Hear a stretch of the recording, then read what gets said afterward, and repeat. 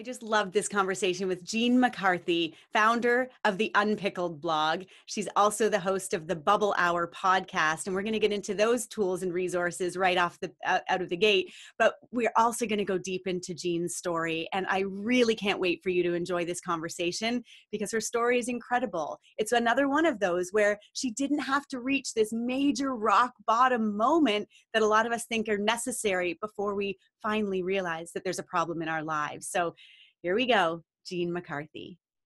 Here, we want to show you what's possible in the world of sobriety. We introduce you to the various tools, programs, and resources available because there are way more options than you may even realize. We want you to find the one that works for you. And we do it through people. People who share their pathway to recovery and will help you find your path to freedom. Because getting sober can feel hard enough. You don't have to do it alone. I'm Sarah Roberts. And I'm Roger DeVoe, and this is Sobriety Starts Here. Jean McCarthy, I am so excited to have this conversation with you. We were chatting for a few minutes before we started recording, and I said, no, I don't want to keep going. I want to hear this right directly from you. So welcome. Hello, I'm glad to be here. I'm so happy to see you. And I know you're in Alberta, Canada, and I'm in Ottawa, Canada. So we are fellow Canadians, which is awesome. Yay. I want to dive right into it. You are the founder of the Unpickled Blog and the Bubble Hour podcast. So I want you to share with people, what is your blog all about? Who does it serve? What goes on there? And then we'll do the same thing for the podcast because I want to point people in those directions because they're amazing resources. Thank you. Well, my blog, I started on my very first day of sobriety. And I didn't start with a heart for others at all. I was trying to survive. I was in that very selfish mode of how do I get through this day? And I was under the mistaken impression that no one would read a blog because through my business, we worked very hard to promote our website and to drive traffic to the website. So I thought, well, if I write a blog, it'll technically be public, but I'm not going to promote it, so who's going to find it, right? So I thought this way I'll just sort of be accountable because technically it's out there, but like maybe one or two people will stumble on it. So I had really no idea. I had enough technical savvy to set up a blog and write it, but no true understanding of how the blog world works, which is that sites like WordPress and Blogger help people find each other. Mm-hmm. And as I was setting up the search terms, I was just sort of going through the steps of setting up my blog. I really didn't think anybody but me was searching for help because when we're in that really desperate, really just that mess of addiction, we're so into ourselves and so trying to get through the day that we have blinders on. We can think of our schedule and alcohol. And that's it, right? Mm-hmm. I just thought I'm such a mess. Anyway, I had no idea about the power of connection, that there were other people like me that were searching like me, none of that. So I was just sort of writing to help myself. Very quickly, I learned something amazing, that I was not the last person to get sober. I was not the only person in this situation. The internet is full of not just thousands, tens of thousands, maybe hundreds of thousands of people like you and I, mm-hmm. who are waking up every day with desperation and turn to their computer and search, how do I change this? Mm-hmm. And when the blog showed me that, I realized I wasn't alone. And after just a few days, I stopped writing for myself and started writing as a collective. I started just putting ideas out there and realizing I could have a dialogue with other people in the same boat, and that my few days or few weeks of sobriety were inspiring someone else. And that turned it all on its ear for me. Oh my gosh, I imagine. And so when I read your blog, and so you started it right when you got sober. And that's what I find so amazing with all of you incredible people that, that are here on Sobriety Starts Here and also out there that are very early on using the language, using your words, using your voice to be able to heal, to work through, to make sense of. And I find it just so incredibly inspiring to know, because I mentioned to you before we aired that, my story is that I hid myself for so long because I was so ashamed of it. I didn't want to write the words, not only to even to anybody else, but certainly not to myself. I didn't even want to talk about it with myself. I just wanted this whole thing to just go away and not be a thing. And I think what I felt was that by shining a light on it, by really talking about it, by really thinking about it, that it would make it bigger, which it would, but I didn't realize it could be bigger in such a great way. And you found it, you know, you realized that so early on. So what did that do for you? That sense of being able to write and connect with other people. How did that change your sobriety journey? It took me from fear to shedding the shame, shedding the stigma. Yeah. And I was very much participating in the shame and stigma at first. Yeah. I was anonymous in blogging. I was terrified of anyone finding me. And as time went on and I started connecting with people, I realized how I lit up like a Christmas tree if I found someone's picture on the internet who was sober. You know, those articles that come up of sober celebrities? Yes. I would just stare at those pictures. I would stare in their eyes. And then I'd go to the bathroom and stare in my eyes. And I thought, if I can be willing to break my anonymity here, even just by showing my face and my first name, I can show people that we're alike. That I'm neither a superhero, like you might imagine if you are thinking they did it, I can't, or a horrible person like I thought I was. And so I very, very frightened after a few months put my picture and my first name on my blog. And the response I got was such gratitude and such, of course I wasn't looking for any kind of praise. Yeah.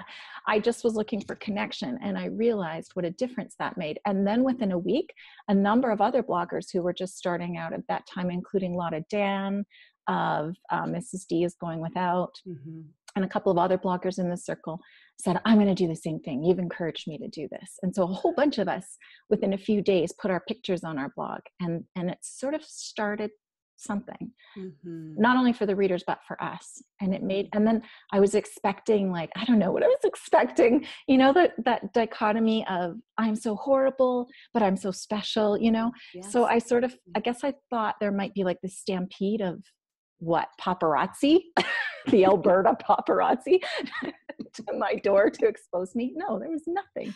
There was crickets, aside from the fact that there was gratitude among people that were looking to connect. And I started to realize no one was going to come to my blog to expose me.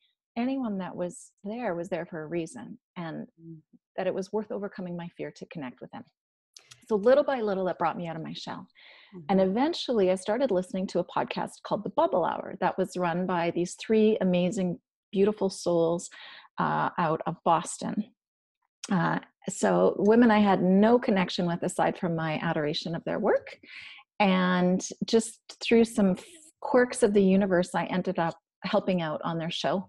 And over a few years, life took everyone in different directions, and I ended up doing the whole thing on my own now. So that was another amazing experience. And so little by little, I introduced my face, I introduced my voice, and I realized it was just safe to show myself and to own this and to feel good about it. Yeah, safe and to own it. And isn't that it? Where it's just when you finally do get to that place where you really can own it and you realize that it's a gift. I mean, I don't know if you feel that way about your addiction. I don't know if you align with the word alcoholic. I do not anymore as much.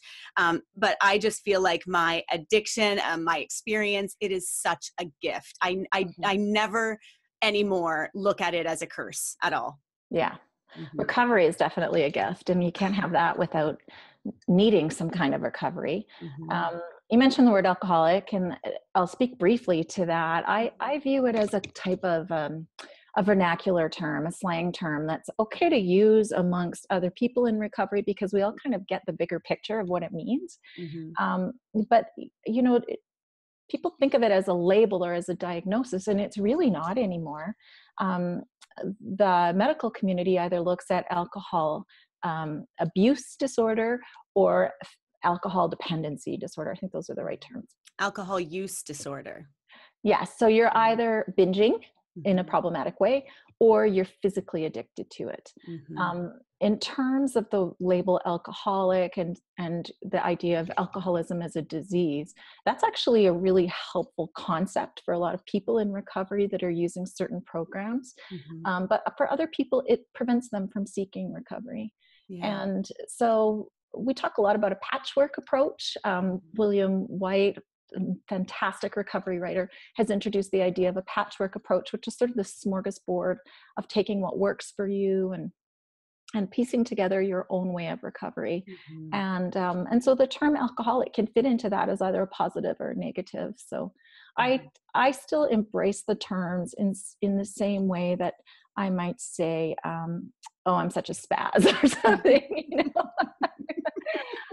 I use it in certain groups to identify myself, but only if I understand that they understand what that means the way I mean it. No, that makes a lot of sense. And I really appreciate, I like that comment about really creating what works for each of us. And it can be a piece of this and a part of that. And I think that, again, is so exactly why we want to have these conversations, because it's allowing people to see all of the different pathways that other people have taken, to create a patchwork, if you will, and to create a form of recovery that feels really authentic and genuine and right for each individual person. So I love that you are taking your own approach as well. So tell us, who is the Bubble Hour for? What do you talk about? And sort of what's the experience of checking out that podcast for people who have never listened to it? Well, who is it for? I really feel that the person who I'm speaking to is often a seeker. So every show, throughout the years, it's changed a little. So initially it was a group discussion on a topic. So they might talk about Christmas, or they might talk about going to your first sober wedding. And it was a group of people sharing their experiences. Over time, it's now become more of a one-on-one discussion. And so I have someone on every week who tells their experience as a person in recovery. So they have kind of a personal share. And then we just chat about it. And for someone who's alone in their recovery or exploring the idea, if they're in, the stages of change, there's that sort of, before you decide to make a change, you go through a lot of exploration and making a plan. And so there's a lot of our listeners are in that stage of change where they might still be drinking or using or doing some behavior problematically, but they are hearing connection through the stories.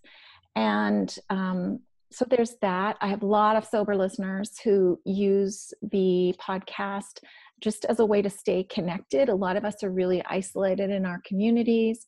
And I just feel like hearing a sober voice, another story, having that Me Too experience, even virtually, is just so sustaining. I feel like it's like water on a plant, we're just thirsty for those voices, for those Me Too experiences. And I realize that the Me Too has become a hashtag that means something else, I guess, these days.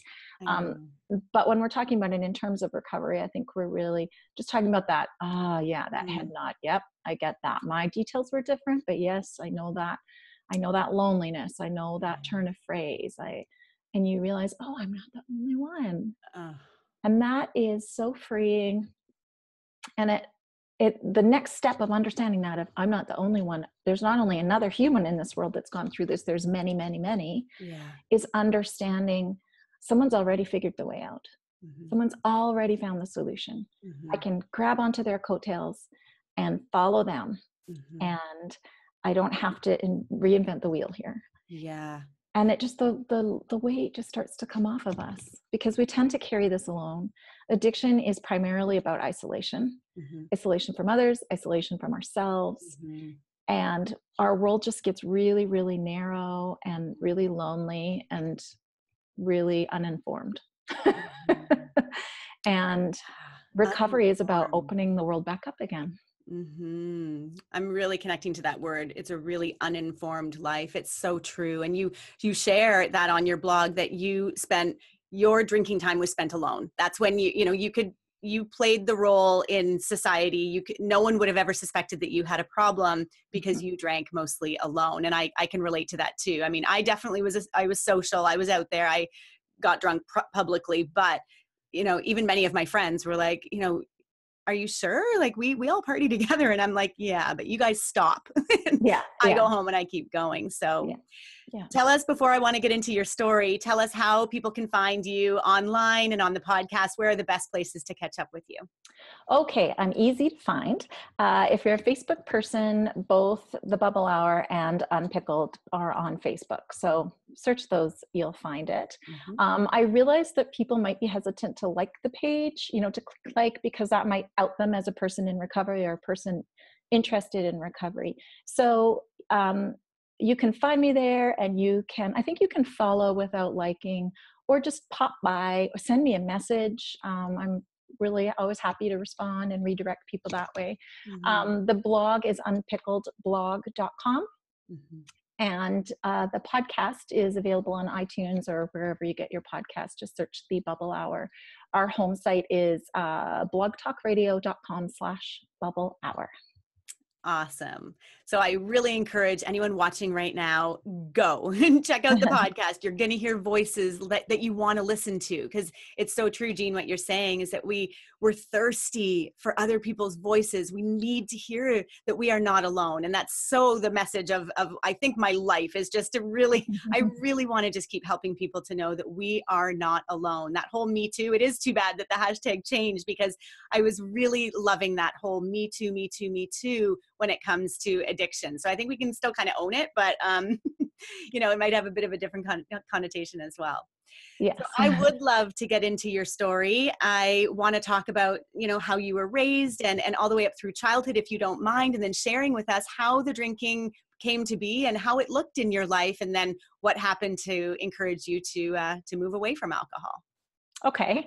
I don't know my birth weight, so I won't go that far back, but I think probably the most important thing to know is that my dad was in recovery. He passed away last year, but I'm sorry.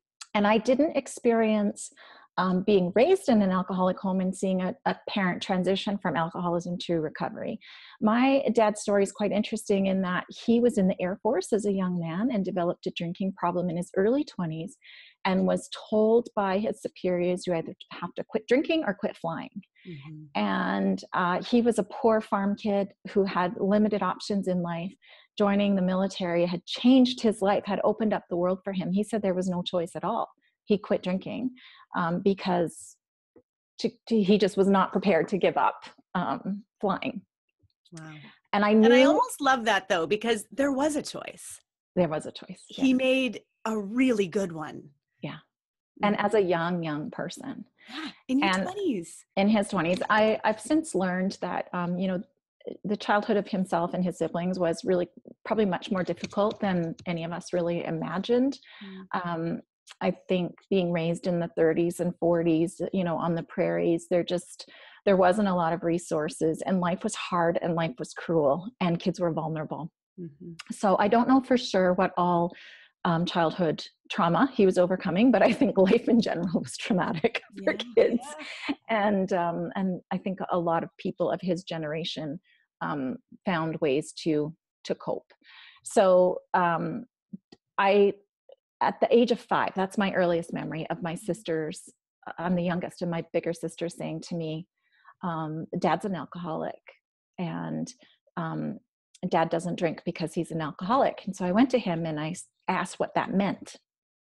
And we lived on a farm in a really rural area. He didn't go to meetings anymore. There just wasn't any accessible. But he said, oh, well, when you're an alcoholic, it means that you can never drink again. And you can never even have not even one, because it will always be a problem for you. So I drink nothing at all, and I never will. And I, as a little kid, remember thinking that was a little bit scary, because it meant that there was something out there that was more powerful than my dad. And, we all believe our dads are the greatest. And, but it also instilled in me as a basic truth, this idea that a person could abstain for life. And I had really no problem ever accepting that alcoholism was a forever thing. I had a lot of trouble accepting that I had developed a problem with alcohol, but I had that basic truth in my heart. I knew what to do when the time came. But there really wasn't a lot of alcohol in our home. And for me, I would say that I was definitely a people pleaser. And there was definitely a lot of feeling of needing to measure up. I don't know if us youngest kids tend to do that because we're always watching. Everyone's always ahead of us and we're always trying to keep up. And we never want anyone to see us learn something. We just want to instantly be able to do it. Yes. And there was a little bit of, not a little bit, I think I really was attuned to criticism. I heard a lot of it in our home, and our family wasn't cruel to each other. But I would have to say that other people were spoken harshly of. And us little codependent kids, we just absorb all that. Message received, roger that. Yeah. Don't do anything bad or people are going to say bad things about you. So I became really, really hard on myself. So what that looked like as I grew up, that looked like being boy crazy. It looked like being hair and makeup crazy. It was being a real shapeshifter among friends, which then when you get to adolescent years makes you really vulnerable to fitting in. The part of Alberta I live in has a really strong Mormon culture. And so things in my community were either really black and white. You were either a Mormon kid or you were a skid, a partier. And there wasn't a lot of in between, at least not that I could identify with. And my little friends in my neighborhood that were Mormon girls, those friendships started to dissolve as they got older, and it was clear that I wasn't going to join their church. I went to their dances because the boys were cute, but then I kind of started to pick up on the fact that they really wanted me to all become like them. Yes. And I just wasn't called to that. I really felt like there were some problems with the theology there, little thinker that I was at that age. But then I didn't quite fit in with the other crowd, but I definitely tried. I tried to fit in with the partying crowd, and I tried to fit in with the good crowd. And I felt like I fit in with nobody. So the easiest thing to do was to drink and kind of not feel. So were the partiers drinking? Like, is that where you ended up fitting in and started partying with them? Yes, that was definitely where I fit in, but I also was really judgmental. So there was another crowd of kids that were more into drugs, and I felt like that wasn't where I wanted to go, because I think there was a part of me that knew that was really dangerous for me, that I had no control. But I was also really image conscious. So I sort of felt like I could manage the image of being a party girl. And it just never really went well for me. Thank God there wasn't social media back then, Sarah. Are you? I could write a book on this whole subject, honestly. Thank God. It's funny. Someone asked to interview me not long ago, and they said, we need a before and after. And I said, there are no befores. I quit drinking at the age of 29. Thank God. Before Facebook. Yeah. Thank God is right. I think I did enough probably social damage to myself, just, crying at parties and crying over boys and throwing up. And I don't know. I think I might've looked like I had it more together than I really felt. But anyway. So how old were you when you had your first drink? I would have been 13 and I drank straight Canadian Club from a Mickey, and passed out, and someone had to phone my dad to come get me. So my dad was very sympathetic as a recovered alcoholic. My mom was away at the time. I remember him basically like carrying me into the house and saying, boy, you just feel like you're going to die, don't you? And I remember thinking, oh, he knows what this feels like. But I was really, really ashamed. And instead of internalizing a message of, gee, maybe I shouldn't do this anymore, I internalized the message that I should sleep over at a friend's house if I was going to drink, because then I wouldn't get caught. So I wasn't the smartest. Sorry, finish that thought. And then I have a question. Oh, it just wasn't the smartest connecting the dots looking back. Like I really had an opportunity there to learn and to grow from that. And instead I just chose to get more deeply entrenched. Which I think is understandable when we're 13 years old. I mean, it's hard for us to internalize messages and do the right things. I mean, our frontal lobe is not even developed until, after the age of 18 for sure. I think it's 25. So that makes a lot of sense. But I was wondering, so from at the age of 5, when you had that conversation with your dad about what is an alcoholic and what did that mean, had there been more conversations growing up where your parents talked to you or your dad talked to you about drinking, and if you were going to get into it, ways to manage it? Did you have any conversations, or was it just you always knew this thing? Because you were saying when you were 13 that you knew that he would know what it felt like. Were there more conversations, or was it just from that 5-year-old one? There wasn't a lot more conversations. It was just sort of a reality in our home. But I would have to say, with respect to my dad, and I want to choose my words carefully, he really valued his sobriety. Mm-hmm. I think he knew that he was a really successful businessman and well respected. He knew that he was none of that if he had let alcohol in his life. So I know he really cherished his sobriety because it gave him his power. Mm-hmm. That being said, I think knowing what I know now, he might fall into the category of being a dry drunk. Mm-hmm. That there was a lot of behavior or just attitude that we would, as a person in recovery, I would call him out on it if I were his peer. Mm-hmm. But there was no one to call him out on that. Mm-hmm. Well, and again, because he didn't really have a support system where you lived. I mean, it was just simply living life without drinking, without using that one vice that had helped to soothe or to numb or just to escape for a bit. Without having any other tools, I don't know how I would do it either. In fact, I didn't do it very well when I was first sober because I was just trying to get through life without drinking and just try to power into other things and hook into other things but not really working through and definitely not connecting with others. And so I know that connection is such a huge piece for so many of us in recovery. Yeah, exactly. And, there's sobriety and then there's recovery. So sobriety is not drinking. There's a lot of people that are sober their whole life without any recovery. And recovery is the emotional healing. And that really comes from connection. Yeah. And so due to his lack of connection, I think he had a lack of recovery that could have helped him just live his life more comfortably. But can I ask, so again, and I don't mean to keep belaboring this point, but I'm so curious about it. So from the age of 5 till that you're 13 and you drink for the first time, there aren't conversations in the home, but is alcohol brought up a lot? Like, is it talked about in your home, or this is just something that you know? It's not talked about. There was I tell my adult children all the time, if they're having a beer, oh, well, be careful with that because you have crappy genetics, sorry about that, but you got my genetics. That was really never said to me. There was a bit of alcohol in the home for guests. So sometimes drinks would be poured for guests.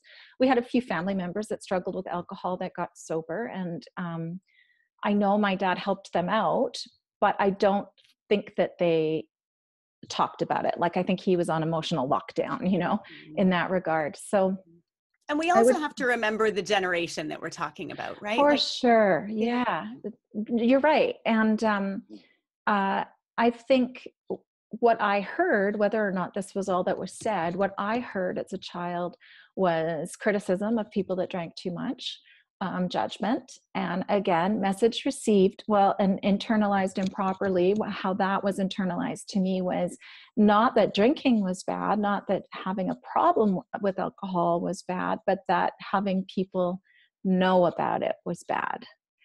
Okay. So this is what happens when we don't talk to kids about things, is they draw their own conclusions, right? Mm-hmm. And so, when moms are always fussing about their weight and they don't talk to their daughters about it, what us daughters learn is to grow up and be overly critical and hate our bodies. Yeah. And because we just draw our own conclusions, and humans kind of have a very natural way to do that. I think that happened to me in terms of my relationship with alcohol. I drew all my own conclusions as a kid, internalized them as true, and didn't question them. And so by the time those things germinated and came full circle to me as an adult, I was operating, and we all do this, we operate our lives on what we assume to be true. So I assumed I had to be strong. I had to be stoic. I had to be self-sufficient. I didn't want to be criticized. I had to be perfect. I knew I wasn't perfect, but I had to look perfect. Yes. I didn't value my own opinion of myself at all. I mean, I didn't even have an opinion of myself. It didn't even matter. What only mattered was what other people saw and what other people thought. Yeah. And so whatever discomfort I might be dealing with at the end of the day was just a consequence of surviving in the world. And recovery taught me that my opinion matters as much as anybody's. Mm-hmm. And that discomfort at the end of the day, I want to talk about that a little bit, because for me, that was a real reason why I drank. Mm-hmm. I operated at high function all day long. I went 1,000,000 miles an hour all day long in the world. Mm-hmm. But it was the end of the day when I had to stop moving and crawl into bed. And there was these few moments before I'd fall asleep where it was just me and my thoughts. Mm-hmm. And God, if I let myself consider that God was paying any attention. Mm-hmm. And those were agonizing. Those moments were agonizing. Mm-hmm. And so a glass of wine before bed made that moment a little softer, and 2 glasses of wine before bed made that moment a little shorter, and 3 or 4 made that moment disappear altogether. My ultimate goal was to get to the point where I could just fall asleep a nanosecond before my head hit the pillow, and I never had to be alone with myself. That was really the core of my addiction. And of course, that little magical sweet spot gets harder and harder and harder to find. And takes more and more and more alcohol to get to. Yeah. So from 13, when you have your first drink, so walk us through 13. So I'm assuming, does alcohol ramp up? Does it slow? Like, how does it appear in your life during your, really formative years? I would just say I was a normal Alberta teenager in the 80s, a weekend warrior. Yeah. Like I said, boy crazy. So I would, in retrospect, I can see red flags in how I conducted myself through those years, but it really, for me, was not until I was in my early 30s and I was in the dance of working mom, 3 kids, marriage, business. It was the burden of the life I loved my life. This is what was so confusing. I had a great life. I had everything I wanted. I have a great husband, great marriage, successful business, 3 kids. Like, who doesn't want what I have? And why is this so hard? I mean, I was just so ashamed of myself. In retrospect, what is that? Depression, anxiety, where does overachieving and perfectionism come from? A fear of criticism, a fear of rejection. Mm-hmm. All of those things kind of led me to lead life at a breakneck pace to try to stay ahead of criticism. And that's where alcohol really ramped up because it worked at first. Yes. And that stay away from criticism. That is such a huge one for so many of us. Mm-hmm. Just pushing and pretending and working and doing the work as well, but just pushing away that criticism. If everything looks perfect, then anybody that even thinks to criticize me is clearly wrong. Yeah. Or might expose me, you know? Yeah. And I can't afford that, because I am doing this delicate balance. And I started to feel like I knew there was a problem with how I drank, but I felt like my life was perfect except for the drinking. And it was a real awakening to me when I did quit drinking that life was not perfect except for the drinking. I had to back everything up and rebuild it going forward. Now, I mean, I didn't undo my marriage and give away my children. But I had to reassess what I actually thought success looked like and start doing what I wanted, what I valued, instead of what I thought others would value. And life became more comfortable. And then you don't need constant numbing to get through life when you're living it in that way. So how did your values change from when you were a drinker to when you decided to quit? What changed for you there? Oh my gosh.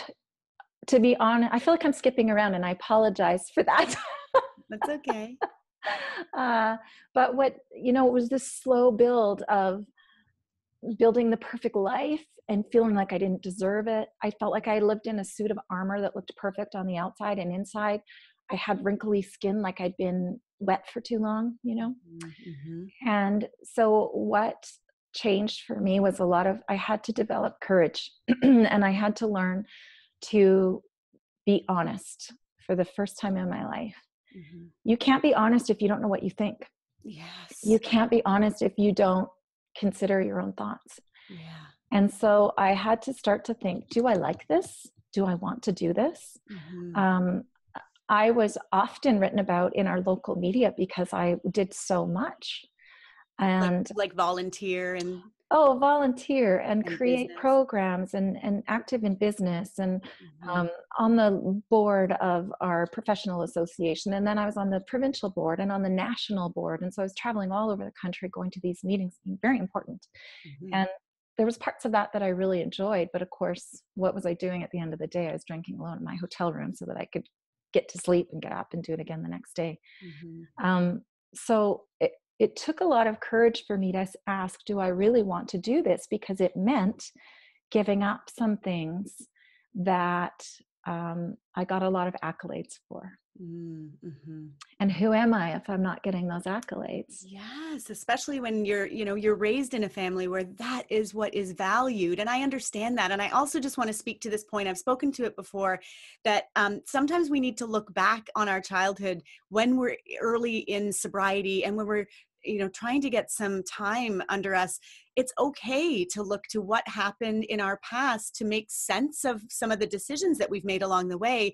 And it's not about throwing our parents under the bus or disrespecting them or dishonoring them in any way. It's honoring ourselves to know that our parents are human, fallible people that had a child, and there were things that were done and things that were said or not done or not said that we might have needed or that could have changed things. But we are here right now on the journey that we're supposed to be on. I truly believe that. And I just think that too many of us feel guilty if we point those fingers and say, wait a minute, something happened there, or if this didn't happen, maybe I wouldn't have done. Like, I think it's good to explore all of that. I think it's healthy and responsible to explore all of that without having to point fingers and cast blame. Yeah, blame actually isn't that helpful. Yeah. It's externalizing, it's deflecting your responsibility. However, backing up the truck to the point of where you understand, well, this is where I got that message. Yeah. And whether it was intentional or not, Yes. I need to reset my course from here. Yes. I've heard an analogy that I love, which is that if a ship leaves port a few degrees off course, it'll wind up on the wrong continent. Yeah. So you need to back up all the way and correct your course, and then you can move forward again. Mm-hmm. That doesn't mean that you have it out with everyone who caused that along the way. It's really about releasing that with gratitude and saying, okay, I'm glad I figured this out. Yes. Now I can move forward. Yes. And I'll take my responsibility for how I incorrectly internalized this, or, I mean, it doesn't matter why we got off track. What matters is that we move forward correctly. And sometimes we have to process a little bit of anger and grief that's related to that, because it means maybe our parents weren't perfect or whatever, but we can process that and then move on with gratitude. So that's really important. That's been a huge part of my recovery. And I've been sober for 7 years now. Yay! Right? And amazing. I almost hate to say it, because when I was getting sober and I heard someone say that, I mean, that just, to me, that was impossible. I was trying to get through a day. I was trying to get through an hour. Yes. I felt so far removed from someone that had months or years of recovery. But the fact is, I feel this far away sometimes from how I felt on my first day, not in terms of wanting to drink, but in terms of, I still feel so close to that emotional, pivotal moment in my life. And you can hear it coming into my voice as I even think about it. When I think about the day that I really had just this powerful shift, and I felt this really could be the day. I mean, every day had been, this is going to be the day, but this day something changed. All right. And can you share that day with us? I will. So for months, maybe even years, every day I was going through that cycle of, I'm not going to drink anymore today. And then by 4 o'clock, there was a reason, good or bad, why I absolutely had to. Yeah. and today would not be the day. In this particular event, I was at a dinner with a table full of women. In fact, I had sponsored the table and I was hosting these women. So game face on. Yeah. And it was, there was a speaker who was saying, okay, everyone, I want you to close your eyes and I want you to think about a goal. And so I had the goal that I was going to hike Machu Picchu for a milestone in my life. Mm-hmm. And so I thought, okay, Machu Picchu. And I closed my eyes and I felt a hand, is how I can describe it, came out of the ceiling and slapped me on the chest. And I thought, I need to quit drinking. And I gasped. I mean, I literally, this was out of nowhere. I was on my second glass of wine. There was bottles of wine on the table. Reason for that day why I couldn't quit drinking, because I was drinking. And it was such a shock, Sarah, that I opened my eyes and I looked around the table and thought, did anyone else see that? Like, and everyone's sitting there doing the exercise like they're supposed to, but I was gobsmacked, I guess would be the word. Mm-hmm. So I thought, go away to that thought. Mm-hmm. And I closed my eyes again and it just hit me again. I have to quit drinking. Wow. And it was an urgency. You know, if you see a puppy wander into traffic, how you go and you grab the puppy. Yes. Okay. Yes. I would suspend absolutely do that. Yes. In midair in that moment, just suspend yourself there. Yeah. I had that feeling in my chest. I had to save myself. This was going to kill me. Now I was not having blackouts. I hadn't lost my license, but I was stuck in that pattern. Mm-hmm. And I knew that I was on a trajectory that I had to stop, mm-hmm. or it was going to get really bad, really fast. And I tried to stop that feeling by drinking. I finished the wine on the table. I went home and drank more. Yeah. I drank the next day and the feeling didn't go away. And so I called up a friend and we went for a walk and I just said, I have to tell someone for the first time. I drink every day and I can't stop. And I think I need to stop. Mm. And it was her response of saying, yeah, I didn't know. I think you do. You're right. That's too much. Wow. And that was my moment. That was your moment. Can I ask, prior to that moment, had you had any conversations with your husband about your drinking? Did you two drink together? How did that play out in your relationship? I had conversations with everyone about drinking. They went like this: I need to quit drinking. You know, that conversation. Let me pour you another glass of wine and open my heart to you about how much I hate myself. Wow. And my husband is a great problem solver and a normie. And he said, oh, well, you know what? Okay, well then let's just drink on weekends. We have a ski cabin. We go skiing every weekend. Let's not have alcohol at home. Let's just save it for the weekends. That's a great idea. Well, okay. So I might make it through Monday. I doubtfully made it through Tuesday. By Wednesday, I was secretly drinking. Mm-hmm. By Thursday, I was openly drinking. Mm-hmm. And he might say like, oh, I thought we were only doing this at the weekend. And I'd be like, oh yeah, I'm not doing that anymore. Yeah. So I was hiding from him. I mean, I would pour wine with dinner and pretend it was the first glass of the day. But, you know, really, I'd had a few before he got home and I'd have a few more that no one knew about. And mm-hmm. So, and my neighbor who I drank with as much as I could, you know, like I think the people around me, I kind of forced them to drink more because I was always pouring for them. I was trying to normalize how much I wanted. Yes. And so the people that were sort of going along with this, none of them were drinking as much as I was because it was, you know, just sporadic. And also I had the before and after to tack on there.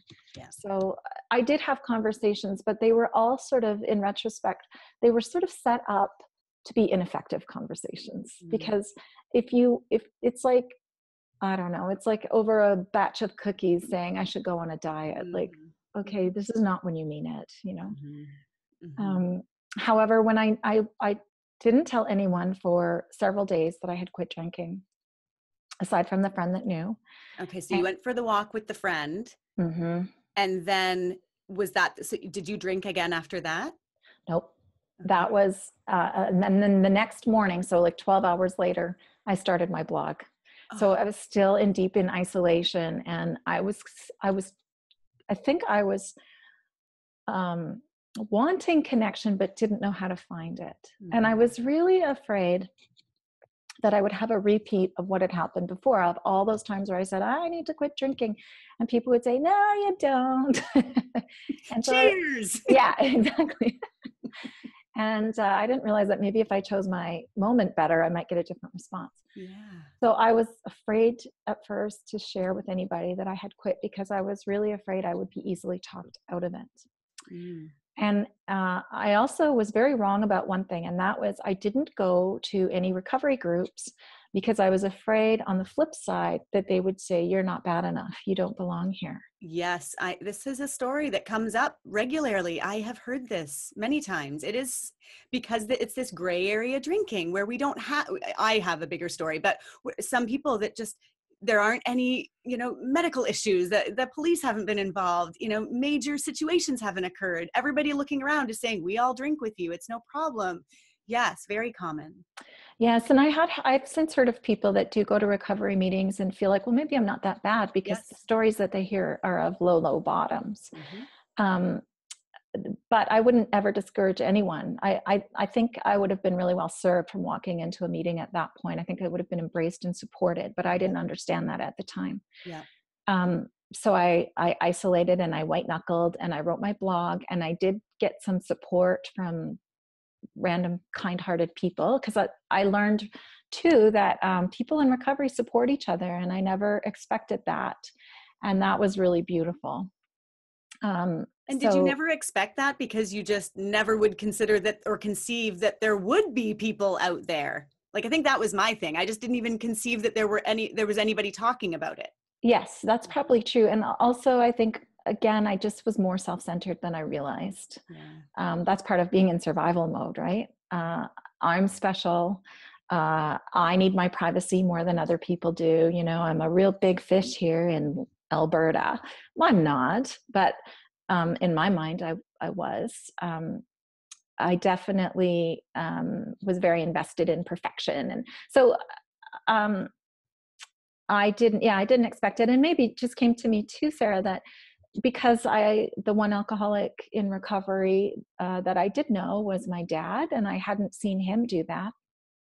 So in fact, I had seen him kind of, like I said, he was open about the fact that he didn't drink.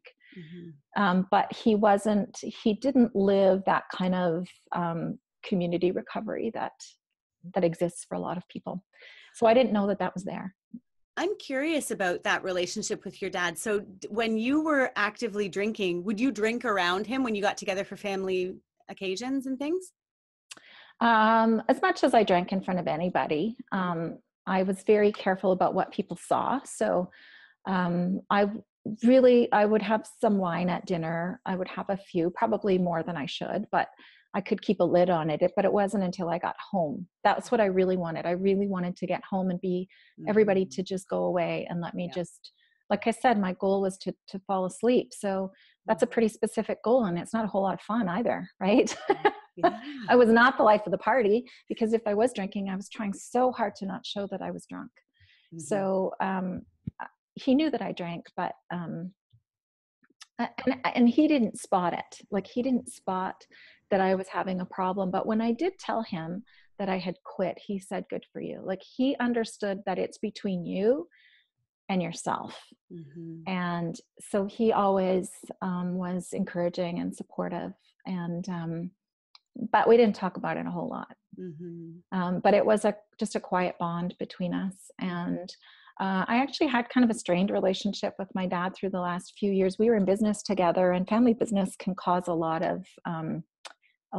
of just disharmony between family members, especially if you're really similar and strong-willed. And yeah. So it was nice that we had that undercurrent of understanding about each other. Mm-hmm. I'm glad that you had that with him, especially because, and my father passed away 5 years ago, and I was close with my dad. So I think it's always, my father also tried to seek recovery later in his life. He went to treatment. We sent him as a family, and he died a year later. So I was sad that we didn't get sort of more time to explore that area of our relationship and our lives together, but just so grateful for the time that we did have, where we could like have, explore that bond a little bit more. I Yeah. felt more bonded to him in that way at the end of his life, for sure. Oh, that's beautiful. So you started your blog the day that you decided to quit drinking, thinking that no one is going to be reading it. When did the first people start commenting or coming out of the ether of the internet? On the first day, when you write a blog, you sort of get this like, what do they call it? A dashboard that shows you your stats. And I had a couple of hits. So I could see a couple of people had seen it. And I thought, oh, good, that's all I need. Is someone saw it, I'm accountable. Mm-hmm. It was, I think the next day, the other thing was I set up a Twitter account kind of tied to this. And it was on Twitter where someone, you use the hashtag XA. Hashtag XA means recovery. X being, fill in the blank of what your addiction is, and A being anonymous or recovery sort of. So I picked up on that. And so I sort of said hello on Twitter, and some lovely soul retweeted me or said, hey, everybody in recovery, come and say hello to Unpickled and read her blog. She's on her first day of recovery. Let's cheer her on. And I remember the moment of, I had gotten up and I was standing in my kitchen waiting for the coffee to brew. And I picked up what would I have had 7 years ago? Probably a BlackBerry or something. Picked up my phone and saw this response. And I just started crying. I was so touched and relieved. And so then there came a few comments on my blog of, keep going and you're doing the right thing. Don't give up. You're not alone. Mm-hmm. And that was just, that kept me going. Yeah. I find that so, keep going. Oh, it was just, it was wonderful, and it was kind, and it was encouraging. And of course, it was a long time before I learned to unhook from being a approval junkie. So it fed that part of my, I guess, ego. Mm-hmm. It fed that need for me, and that kept it going. Mm-hmm. And then, and so would you say that connection, or that writing your blog and having people reach out to you to say, keep going, was that a tool in your recovery? Like, is that part of what really helped you string some time together? Because people are always asking me, how did you do it? And it's like, we all do it differently. And so is that part of how you did it? Yeah, it was. It was the missing link for me. So all those other times where I tried and failed, I didn't make myself accountable because I wasn't telling anybody that I was doing it. So it was really easy to throw in the towel. Yes. And I didn't have any support or encouragement. Mm-hmm. And how I had never thought to Google quit drinking, I don't know. Yes. I mean, I'd Googled enough to do the quizzes, mm-hmm. and that was part of my awareness, was learning that I was in a high risk category. Mm-hmm. So that helped sort of bring me to awareness. But in terms of discovering blogs and people talking about it, that was huge. So yes, it encouraged me to keep going. It encouraged me to open up. And then I remember writing this post where I was like, no one would ever know I'm an alcoholic because I'm this and I'm that, and I do this and I do that. And I was basically writing this post about what made me so special and different. And I really thought this was quite fascinating. And then the comments that came on were like, oh yeah, I'm exactly like you. Oh yeah, me too. And I thought, what? Mm-hmm. Wait a minute. I'm like, this is normal. I'm not special. That was a little bit of a eye opener for me.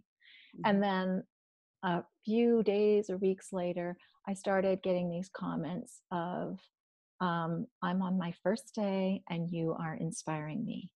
And that was a pivotal moment because I realized, what? I'm helping others? Mm-hmm.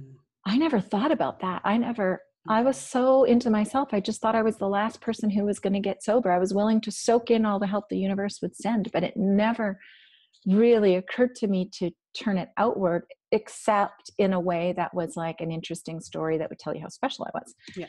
To understand that I was on a normal path, mm-hmm. was at first a little bit of an ego hit, but then a real relief. Mm-hmm. Because as I said earlier, that means someone's already figured a way and all I have to do is follow it and I can get out of this. And it also slowly brought me to the realization that alcohol was not the only problem in my life, and that some other things, some things that I had never really acknowledged about myself, that I pretended weren't real because no one knew about them. Things that included an OCD presentation that, just I kept to myself.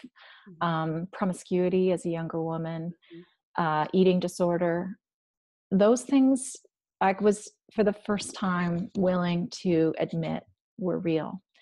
Some really confusing things that had happened to me as a kid in terms of having another kid do some stuff to me that made me feel really bad about myself. And I realized that all of these things that I just thought were bad aspects of myself that had to be tamped down and wrestled to the ground and swept away were in fact my very human way of trying to survive, and that they were all presentations of the same pain, and that they weren't bad things about me specifically. They were very normal ways that humans try to adapt when they're in pain. And alcohol just was one more way. And the difference was that alcohol was the one thing I couldn't ignore. I couldn't hide anymore.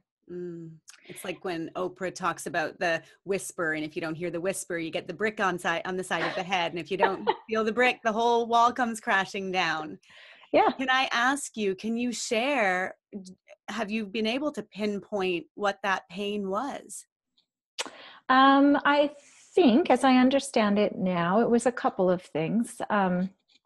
I would say it probably boils down to the narcissist codependent dance. If I go right back to my family of origin, I have two sisters, so 3 daughters, and my mom and my dad was the only male in the house. And so I really think that I just participated as a child from childhood on in this sort of obedience and good girl and attention seeking, approval seeking pattern. And if you look into that at all, and I hesitate to say that because I feel like it's critical of my family of origin, but again, this just goes back to trying to understand. It's not critical of anyone. It's just what emerges. That's right. And so I think it kind of goes back to that, and to realizing that my grandmother showed her love for us by really trying to make us be the best we could be. And so she was very, very critical. And so I just think I really I became over invested in avoiding criticism. And so I lived my life to an unrealistic level of perfectionism, trying to avoid the pain of criticism. And that just led me to be a really striving, driving person. And that's not a comfortable, pleasant way to live. And so I was always seeking pain release or numbing or a way to cope with being always uneasy. I guess it comes right down to self-acceptance, because probably the biggest part of my healing has been really feeling brave enough to say, what do I want? And am I safe? The fact that before I did this video conference with you, I didn't change my clothes 15 times, I mean, I used to do that. I don't know if other people can relate to that, but I needed the right armor all the time. I would change my clothes before I left the house because this wasn't right. I didn't feel safe. I didn't feel completely devoid of criticism, so just learning that it's okay if I'm not having the best hair day. It's okay if someone doesn't like the choice that I made that day, that I'm safe, and that it's okay for me to just be me, and to learn that even the things I know, I just thought that things didn't matter if only I knew them. So I was willing to live with the discomfort of never speaking about, like I said, those really painful behaviors, because I just didn't think they mattered because no one else knew them. I didn't think they existed if no one else knew them. Yes. And to say this is real and this is an expression of pain and we're going to heal the pain. And the pain is real, even though I'm the only one feeling it or imagining it or creating the circumstance of it. It's still real. And so it really has come back to acknowledging myself and trying to listen to what I want. And it can be as simple as I have a friend that says, if you like me, then I like you. Like to choosing people. Do I like a person? Do I like them because they like me? Or do I really want this in my life? Because it's okay to release with gratitude people that come in your life and not welcome everyone in. Or to say, if my husband says, let's order pizza tonight, and I think, well, I'd really rather not have pizza, I would always eat the pizza because I wanted him to be happy. Yeah. Because I wanted him to like me. Like I wanted to be agreeable. Yes. And the first time that I was just brave enough to say, oh, you know what? That's not what I want. Yeah. And realize, oh, he was actually interested in hearing what I wanted. That took some courage, So huge courage. And I can only imagine how your sobriety and your recovery and truly your recovery, where you're working through and getting closer to what brought you to alcoholism or to eating disorder or to perfectionism, whatever. Now that you're working through all of that, how has that changed your relationship with your husband? Because I imagine that the woman he married is quite a different version to the woman that you are today. I think so.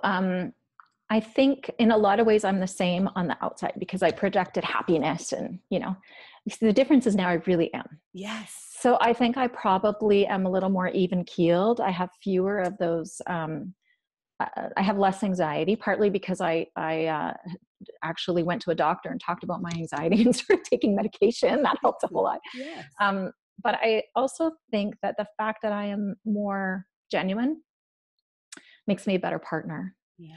So I do think there's times where, your partner does need to have some buy-in to your decision to be sober because it does change some social dynamics and it does change the fact, for someone who, oh gosh, if your whole relationship is based on the fact that you're always going to nod and go along with things, well, if that's a deal breaker for your partner, then your relationship might not be changed for the better, or maybe you might go through some difficulties in that. Mm-hmm. So I was fortunate in that my husband was agreeable to the fact that I actually consider what I want and speak my mind. And the other thing that's different is now, if I am getting a little bit, like when I'm anxious, I'm kind of snippy, mm-hmm. And now I realize that it's not everyone else's fault. It's that something's going on in me, and I can say, oh, where's this coming from? Like, do I need to eat a Snickers? Is it that I really don't want to go to this event that we're going to? Like, what's really going on? So it does help a lot. I would say we're coming up on our 29th anniversary this year. Congratulations. Yeah, thank you. And we've been together since we were teenagers. So we've really grown up together in a lot of ways. And I think you have to stay open to the fact when you marry someone that young, you are going to change. You're both going to change, and you have to ride those changes together. Mm-hmm. And so it's been very positive. Oh, I'm so glad for you. And I'm so glad to hear that, because as you were talking about the pizza situation, I couldn't help but think, if you can't say that you don't really want pizza, how can you say what you want in your intimate relationship, or what you want to do on the weekend, or how you want to spend your retirement? Do you know what I mean? Like, if everything's about what he wants, that makes it really challenging. Yeah, it does. You're right. And I think that because I feel more safe weighing in on my ideas and sharing my ideas, we come to better balanced decisions, really. And yeah, you're right. It resonates through so many parts of your life together. It was amazing when we first got started. Before we hit record, you were saying, you said a sentence, and I kind of wrote it down. You said, virtual connection is better than no connection. And that's why when you were saying about starting your blog and a few people connecting to it, and then of course now doing the podcast, and it's so true in my own experience, where I had absolutely no connection because I was so ashamed and I wasn't talking about it, and no one knew what was going on with me. So I was hiding so much. And I just find that for anybody watching right now, take this to heart. Know that you can absolutely get out there and start typing in words, and you can start following people, and you can realize that truly, truly, you are not alone, even just in the virtual world. And then if you can find some in real life connections that you can make, I mean, that is just the secret sauce, I think. I mean, I'm thinking about your dad, and that he spent his whole life not really being able to connect with other people in recovery, and how that could have been different for him. And then looking at your life and how different that is for you, that yes, you have virtual connections, but you've also, created this amazing community of in real life connections as well that support you on your path. It's amazing. It's so true. And I think the internet is changing everything, because people, I think, maybe had to ride to a lower bottom if the only way they could find connection was to have the courage to go to a meeting. Or go to group counseling, because that involves having to face someone and say, I have this problem. Mm-hmm. But now the internet lets us look for answers before we're ready to face another person. Mm-hmm. And it's almost the thin edge of the wedge. So if we can connect virtually and say, this is safe, this feels good. Mm-hmm. Maybe I will meet this person for coffee, or maybe I'll go to this coffee group from this recovery group that I'm in. Mm-hmm. I'll watch this video series and see the faces of men and women in recovery that are talking about it. Mm-hmm. So it sort of lets you take some baby steps, and that can interrupt the addictive pattern earlier. So that you have the courage to make a change, and you have the support to make a change before you get to that state of desperation that some people have to hit before they're willing to face other humans in person and ask for help. So I think it's making a big change. The tagline on my blog is called "How I Secretly Quit My Secret Habit of Secretly Drinking." And I left that on there even after I started becoming more open about, like I say, I put my picture on my blog, and then I put my name on my blog, and then I put my last name on my blog, and then I started writing openly about it. And I thought, I debated about taking that off, because I thought, well, I'm not secret anymore. And actually staying secret wasn't that helpful. It was connection that was really, as you say, the secret sauce that made things different. But the reason I left that on there was because I knew it would attract people at that early stage. Mm-hmm. And that through reading it and that they could have that same awareness connection that I had by slowly connecting with other people through comments or through blogs, or sending me a message and getting a message back. And as you say, virtual connection is better than no connection. And hopefully it's the start of some real relationships. And I imagine it is. I can only imagine how many people have connected through your blog or through your podcast and now are in real life friends, because that's how it goes. We're seeing that in so many of these online communities. It's incredible. So obviously connection has been an amazing tool for you in your recovery. Can you share some of your other tools that really help you? And when we say tools, we just mean things that we do because we're not drinking. So are there things that you do that you love to do that have really helped you and supported you? Absolutely. So I got into yoga in recovery, which is something I could never have imagined I would do. As I talked about the inability to be still with myself, yoga was way too still, way too slow. Like I wanted to move. So I had to do yoga because I went on this yoga retreat, a She Recovers retreat in Mexico, that basically I just wanted to get in a safe, non-drinking vacation on the beach. And I wanted to meet some friends. So I went on this trip, and the yoga was just like something I thought I would have to put up with in order to make some friends and have an alcohol-free week on the beach. And I ended up absolutely loving it. And so now I'm part of a yoga studio here in my town, and I go several times a week. And I can't even tell you the way that it's changed my body, it's changed my mind. I used to run for exercise, and I find that yoga is it's so much kinder. And it's given me an ability to live in my whole body from head to toe. So I used to, this I think was part of my drinking too, I used to have this cat perch in my chest, and I would pull myself up internally, and I lived on top of this cat perch, if that makes sense. So I was not my feet were ugly. I was not my legs were too skinny and white. I was not my genitals, because those, God help us, those were not safe. I was not my abdomen, that was squishy. I was not my breasts. I was up here. I was head and shoulders. Yeah. All my energy was up in the top of my body, if that makes sense. Yeah. I always had headaches and chest pains. I was always tense. And when I started doing yoga, I started to learn to accept all of my body, and that I am my feet. And my feet are holy, we are all filled with divinity. I don't want to get all woo-woo on you, but I just mean like we're full of life. So we could use that word life. Every cell in our bodies is full of life. So every part of me is wonderful. And that's become a huge tool in my recovery too, to realize that like I'm 50, I've got some lumps on my hips that didn't used to be there. Those are okay. I can love my body, even the parts that are hard to accept. Mm-hmm. So that's been huge. I got introduced to essential oils. Again, that sounds super woo-woo. But sometimes when I just need to calm down, like just putting a few drops of oil on your hand and rubbing them together and smelling them can just sort of, well, it calms you down because you're taking a deep breath, right? But you also learn to associate smells with calmness. And some of them really do have healing properties. Mm-hmm. So that's been really great. But probably the most important thing that I do is connecting with people. Mm-hmm. I'm part of an online group. So we share our stuff there. That's really helpful. Writing about it is helpful. And listening to podcasts is just amazing. Isn't it amazing? I agree with you. I think I love the yoga. I love the meditation, drinking all the water, exercise, movement, staying still, like all of that's great. But there has been nothing like connecting with other people in recovery for me either. It's being able to listen to voices. Podcasts were huge for me. And so I agree that just knowing that we're not alone, it's that whole Me Too thing that we talked about. It's so powerful. It's really hard to be understated. It's true.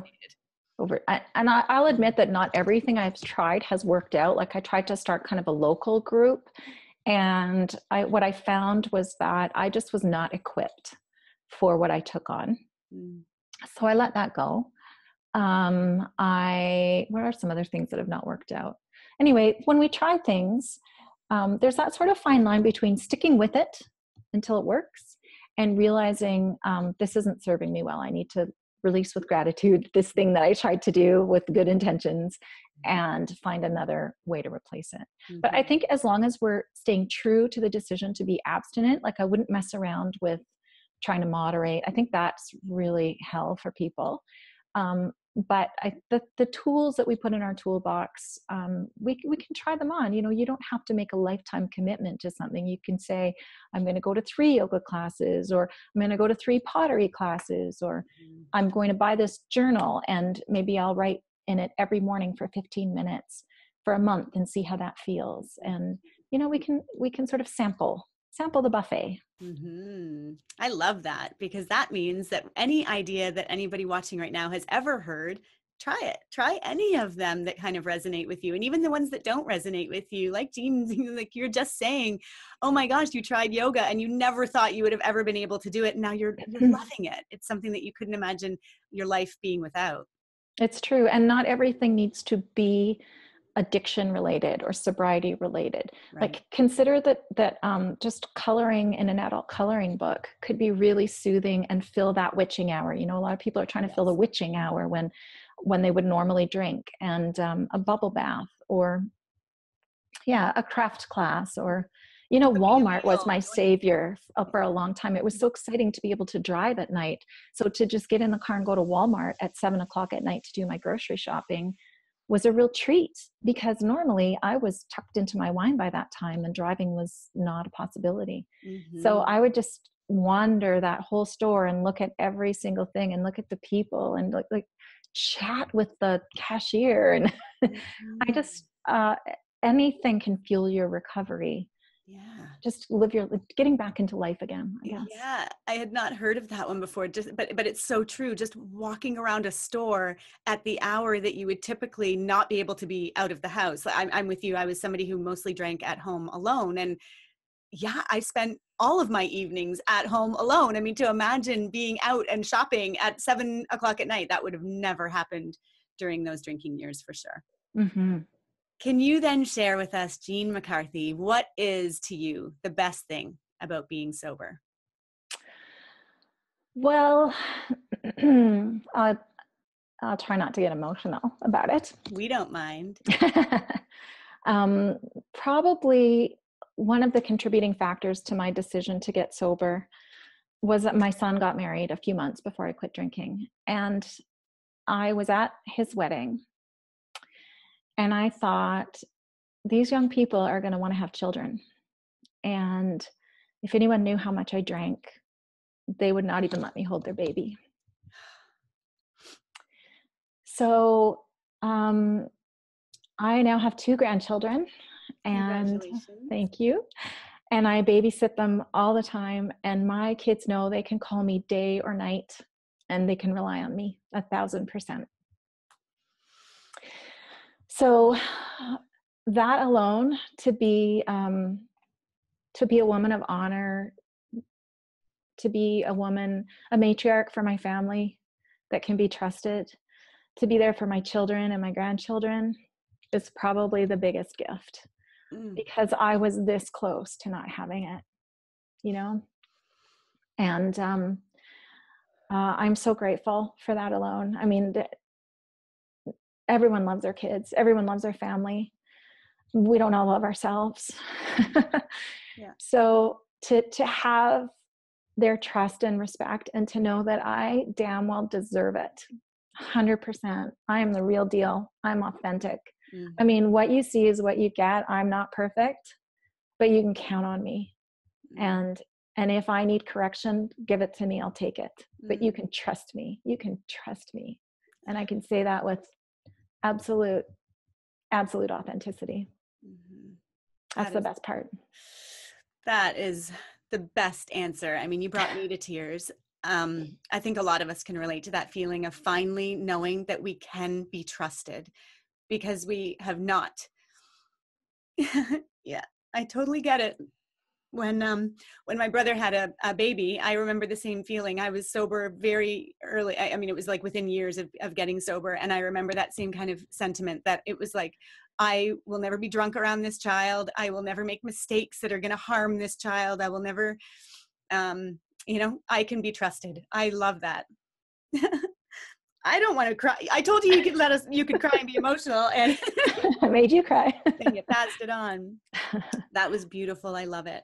I have one last question for you, Jean. I'm gonna borrow this one from Oprah. What do you know for sure? Oh, I know for sure that I'm in here.